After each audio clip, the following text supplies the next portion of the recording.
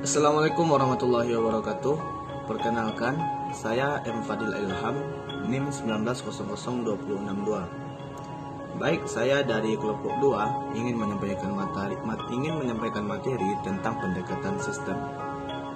Pengertian sistem yaitu pendekatan sistem adalah pendekatan terpadu yang memandang suatu objek atau masalah yang kompleks dan bersifat interdisiplin dari suatu sistem. Pendekatan sistem mencoba menggali elemen-elemen terpenting yang memiliki kontribusi signifikan terhadap tujuan. Pendekatan sistem dapat dihubungkan dengan analisis kondisi fisikal dan dapat dihubungkan dengan analisis biotis dan gejala sosial. Yang kedua, ciri-ciri pendekatan sistem. Yang pertama, adanya tujuan. Setiap rakitan sistem pasti bertujuan. Tujuan sistem telah ditentukan lebih dahulu dan itu menjadi tolak ukur pemilihan komponen serta kegiatan dalam proses kerja sistem. Komponen, fungsi komponen, dan tahap kerja yang ada dalam suatu sistem mengarah ke pencapaian tujuan sistem. Tujuan sistem ialah pusat orientasi dalam suatu sistem. Yang kedua, adanya komponen sistem. Selain tujuan, jika suatu sistem itu ialah sebuah mesin, maka setiap bagian atau onderdilnya ialah komponen dari mesin atau sistemnya tadi. Demikian pula halnya dengan pengajaran di sekolah sebagai sistem.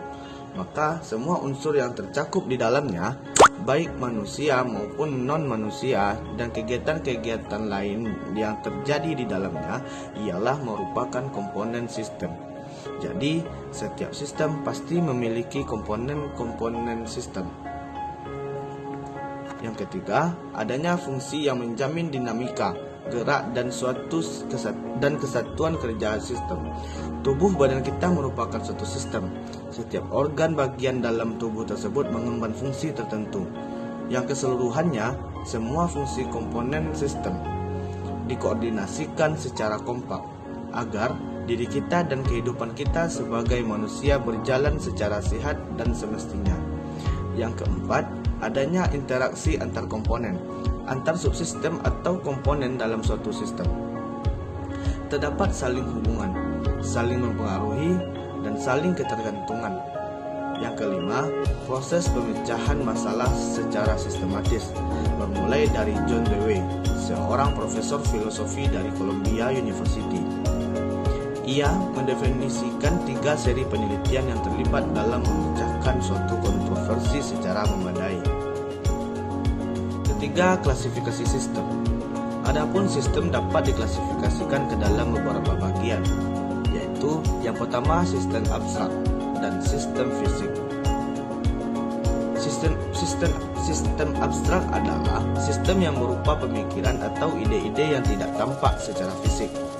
Sistem alamiah dan natural system atau sistem buatan manusia. Sistem alamiah adalah sistem yang terjadi melalui proses alam dan tidak dibuat oleh manusia. Sistem buatan manusia adalah sistem yang dirancang oleh manusia dan melibatkan interaksi antara manusia dengan mesin. Yang ketiga, sistem tertentu dan sistem tak tentu.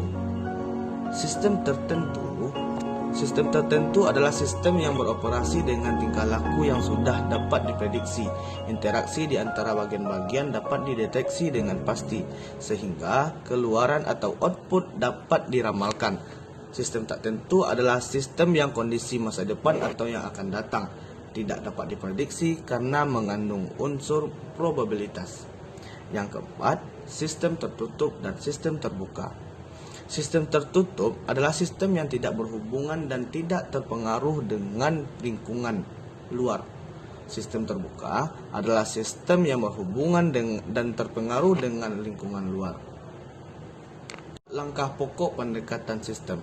Pendekatan sistem diperlukan apabila kita menghadapi suatu masalah yang kompleks, sehingga diperlukan analisa terhadap permasalahan tadi untuk memahami hubungan bagian dengan bagian lain dalam masalah tersebut, serta kaitan antara masalah tersebut dengan masalah lainnya.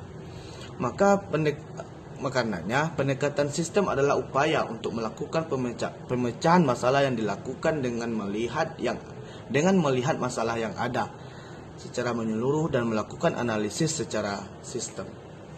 Sekian dan terima kasih. Wassalamualaikum warahmatullahi wabarakatuh.